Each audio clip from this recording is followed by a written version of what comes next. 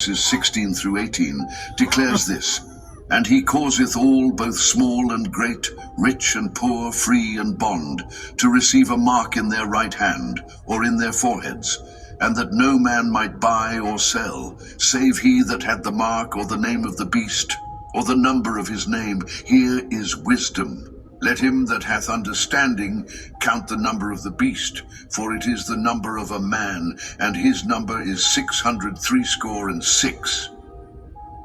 For centuries, believers read those words and couldn't comprehend how it would work.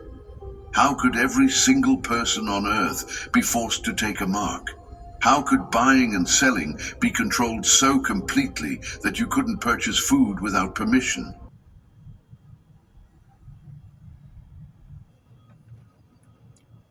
Welcome everyone to tonight's episode of Bible Chatter. I got my urine test results, blood test results, and all that. It shows that I have a serious infection in my urinary tract and in my colon. Yeah, it's a parasitic infection. That's what I've been trying to say. So, yeah, I'm sick. I'm infested with worms and parasites, and it's driving me insane. I can feel them swimming around in my belly. I'm taking this metronidazole, and it started working at first, but it's not doing anything now. So it's terrible. I'm tired, weak.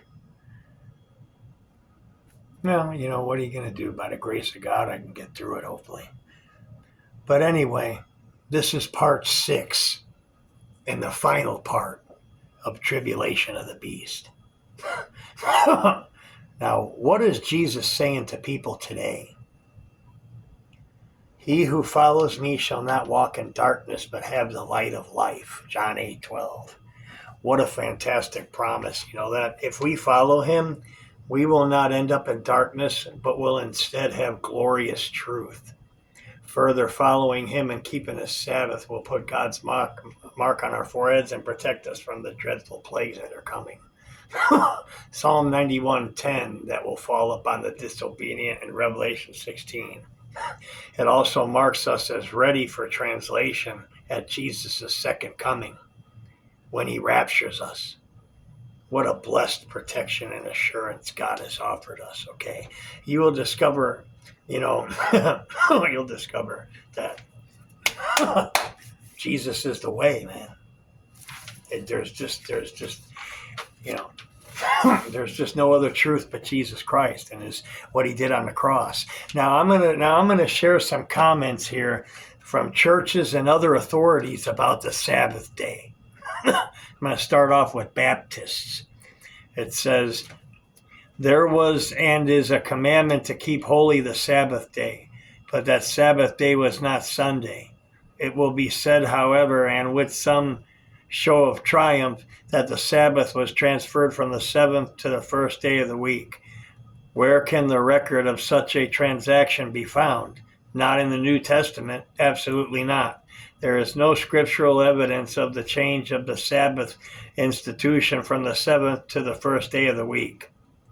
That's from Dr. Edward T. Hiscox, author of the Baptist Manual, in a paper read before a New York ministers' conference held November 13th, 1893. This comes from the Catholic. You may read the Bible from Genesis to Revelation, and you will not find a single line authorizing the sanctification of Sunday. The scriptures enforce the religious observance of Saturday, a day which Catholics never sanctify. Of course. James Cardinal Gibbons, The Faith of Our Fathers, 93rd edition, 1917. Then you got the Church of Christ. Finally, we have the testimony of Christ on this subject. In Mark 2:27, he says, "The Sabbath was made for man, and not man for the Sabbath." From this passage, it is evident that the Sabbath was made not merely for the Israelites, as Paley and Hengistenberg would have us believe, but for man. That is, for the race. Hence, we conclude that the Sabbath was sanctified from the beginning, and that it was given to Adam, even in Eden. Adam and Eve had it. They did Sabbath. Okay, and as one of those primeval institutions that God ordained for the happiness of all men. That came from Robert Milligan. Scheme of Redemption, St. Louis, the Bethany Press in 1962. Next is the Congregationalists. They say the Christian Sabbath Sunday is not in the scriptures and was not by the primitive church called the Sabbath. That's from Dwight's Theology, Volume 4, page 401. Next is the Episcopal Church. Sunday dies solis of the Roman calendar, day of the sun. The sun god, yeah. Because dedicated to the sun. The first day of the week was adopted by the early Christians as a day of worship. Yeah, Constantine. No regulations for its observance are laid down in the New Testament, nor indeed is its observance even enjoined. Sunday, a Religious Encyclopedia, Volume 3, New York, Funk and Wagnalls, 1883, page 2259. Wow. Then next is the Lutheran. The observance of the Lord's Day Sunday is founded not on any command of God, but on the authority of the Church. Augsburg Confession of Faith, quoted in Catholic Sabbath Manual, Part 2, Chapter 1, Section 10. Next is the Methodists. Take the matter of Sunday. There are indications in the New Testament as to how the church came to keep the first day of the week as its day of worship, but there is no passage telling Christians to keep that day or to transfer the Jewish Sabbath to that day. And that comes from Harris Franklin Rawle, Christian Advocate, July 2nd, 1942. Next is this guy. There's this guy, John Ward. He's probably dead now today. In 1995, he tried getting me to come to Jesus, and I was young and dumb, and dating various women and drinking. I didn't care what he had to say about God. But he used to have me listen to the Moody Bible Institute. Joseph Stoll, I think his name was. They say the Sabbath was binding in Eden, and it has been in force ever since. This fourth commandment begins with the word remember, showing that the Sabbath already existed when God wrote the law on the tables of stone in Sinai. How can men claim that this one commandment has been done away with when they will admit that the other 9 are still binding? I know that doesn't make sense. They would all be abolished. B.J. Moody. Wade and Wanting, page 47. Next is the Presbyterian Church. Until, therefore, it can be shown that the whole moral law has been repealed, the Sabbath will stand. The teaching of Christ confirms the perpetuity of the Sabbath.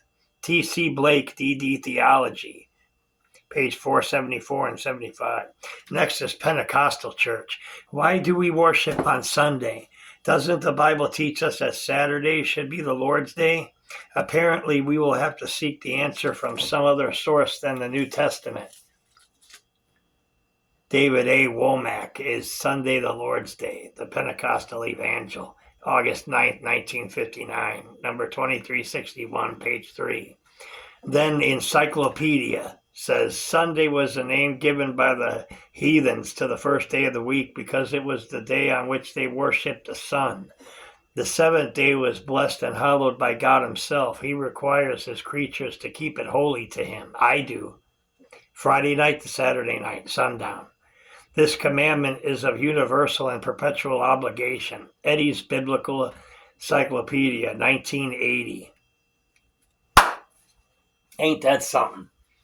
Well, guys, that wraps up the Tribulation of the Beach installment. I wanted to share it again for like the 9th time over the last 8 years that I've been doing this podcast. So I have to keep doing it because I'm always getting new people on board, and they got to know what's going on. So this won't be the last time. I'll do it again. So I love you guys, and remember, stay good, stay godly in Jesus, and I will pick back up with the full armor essentials coming up next, lesson 4.